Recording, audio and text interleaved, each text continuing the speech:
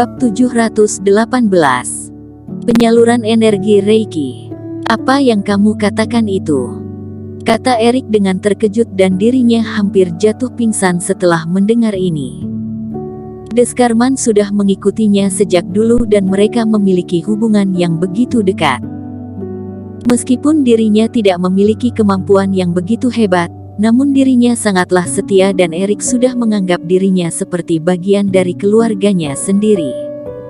Saat ini, Davison malah berkata kalau Deskarman sudah meninggal. Cepat katakan apa yang sebenarnya terjadi, kata Erik. Setengah bulan yang lalu, Jason datang ke sini untuk menantang kamu dan dia mengatakan begitu banyak hal yang menghina kamu. Deskarman tidak bisa menerima hal ini dan segera melawan Jason. Namun, serangan dari Jason itu sangatlah keras.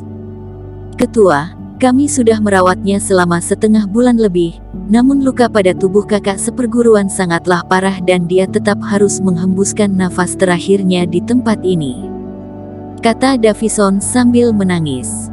Semua orang yang ada di dalam sekte Qin itu merasa begitu marah akan hal ini. Kapan dia meninggal? Tanya Erik sambil merasakan aura lemah pada Deskarman yang telah berbaring di dalam peti mati tersebut. Sekitar setengah jam yang lalu, kata Navia. Erik tiba-tiba memukul peti mati itu hingga hancur dan langsung menarik tubuh Deskarman sambil berkata, "Deskarman, cepatlah bangun. Aku belum mengizinkan kamu mati saat ini." Erik merasa begitu marah dan di saat yang bersamaan, energi Reiki mulai tersalur masuk ke dalam tubuh Deskarman. Saat ini, semua orang merasa begitu terkejut setelah melihat Deskarman yang mulai membuka matanya secara perlahan. Setelah melihat keberadaan Erik, Deskarman pun meneteskan air matanya. "Guru, aku sangatlah tidak berguna." Perkataan singkat ini membuat Erik merasa begitu sakit hati.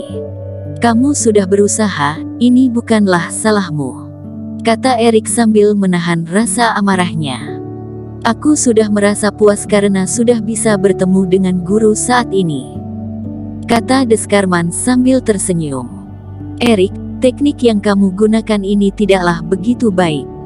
Jika energi Reiki dari dalam tubuhmu itu terputus, maka dirinya akan segera mati," kata Navia dengan sedih. "Ketua, bantulah aku untuk memikirkan cara bagaimana menolong Deskarman," kata Erik. Dia tidak akan membiarkan Deskarman mati begitu saja. Luka pada tubuh Deskarman sangatlah parah dan semua organ di dalam tubuhnya telah hancur karena serangan dari Jason. Seluruh bagian dalam tubuhnya tidak lagi berfungsi dengan baik. Navia kembali berkata, "Hanya ada satu cara saja, yaitu menyalurkan cairan energi." Penyaluran cairan energi. Benar, namun ini membutuhkan jumlah raja obat dan obat mujarab yang banyak.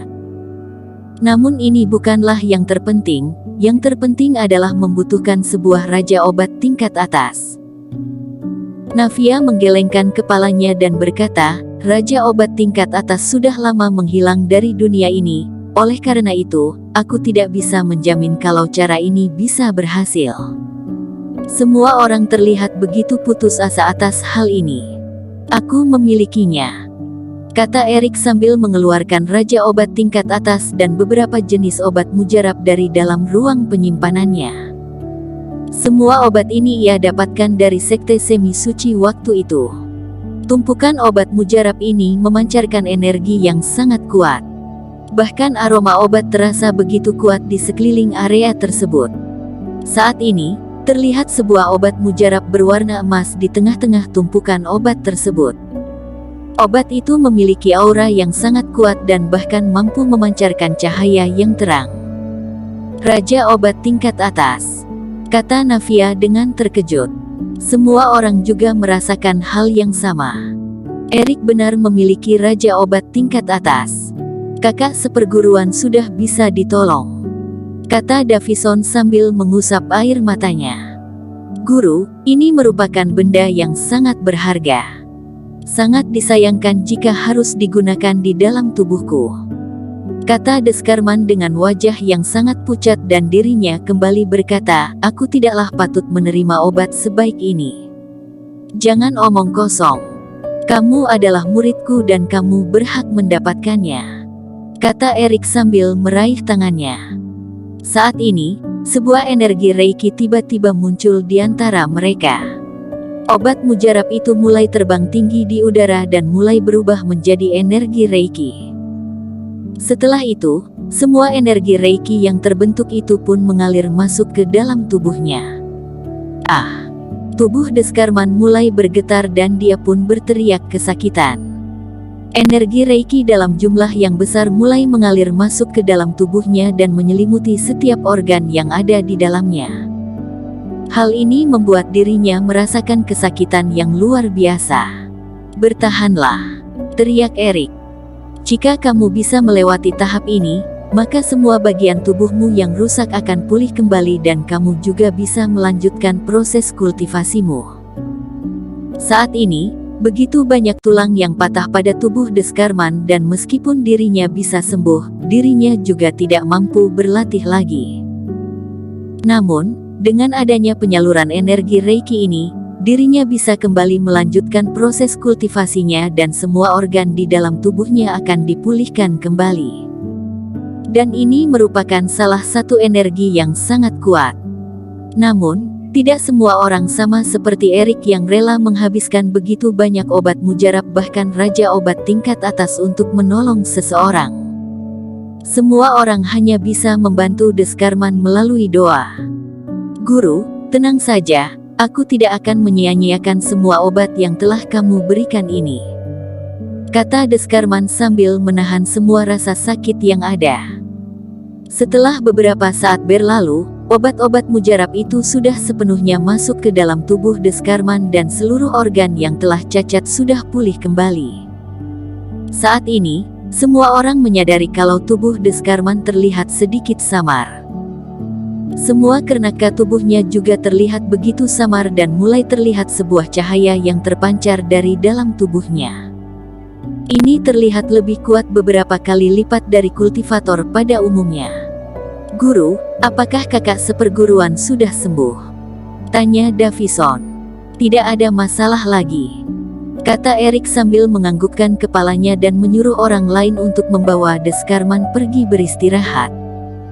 Ini semua adalah salahku, aku tidak menyadari kalau Jason datang ke sini dan aku tidak bisa melindungi Deskarman dengan baik, kata Emi dengan penuh rasa bersalah. Ibu, ini bukanlah salahmu, kata Erik sambil tersenyum dan menatap ke arah lain. Dehougu, keluarlah, kata Erik. Ada apa? Pria bermarga Gu yang sedang berdiri di sudut ruangan itu pun berjalan keluar. Dehou, kamu masih sanggup bertanya kepadaku ada apa? Kata Erik dengan tatapan yang penuh amarah dan hal ini berhasil mengejutkan Dehou. Erik, apa maksud kamu? Kata Dehou sambil menatap sekelilingnya dan kembali berkata, muridmu itu hampir mati. Aku rasa itu adalah deritanya sendiri. Apa yang sedang kamu katakan?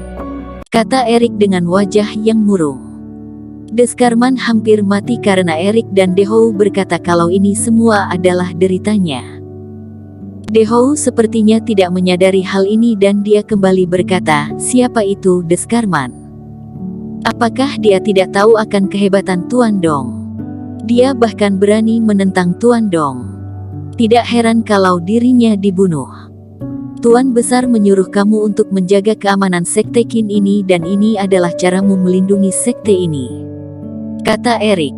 Erik, kamu harus mengetahui bagaimana kondisi yang sebenarnya. Aku hanya akan melindungi Sekte Qin ini ketika aku mau dan aku juga boleh untuk tidak melindunginya jika aku tidak ingin melakukannya, kata Dehou dengan sombong. Aku akan memberi sebuah saran untukmu, alangkah baiknya jika kamu bersikap rendah diri ketika kamu melakukan kesalahan pada keluarga Dong. Aku menyarankan kamu untuk pergi memohon kepada Tuan Dong agar dirinya bisa membebaskan kamu. Kalau tidak, semua orang yang ada di tempat ini akan mati jika Tuan Dong tidak merasa senang nantinya, kata Dehou sambil tertawa. Brak. Erik tidak bisa menahan dirinya lagi dan langsung mendaratkan tamparan di wajahnya. Saat ini, Dehou pun terjatuh dan seketika ia merasa begitu marah.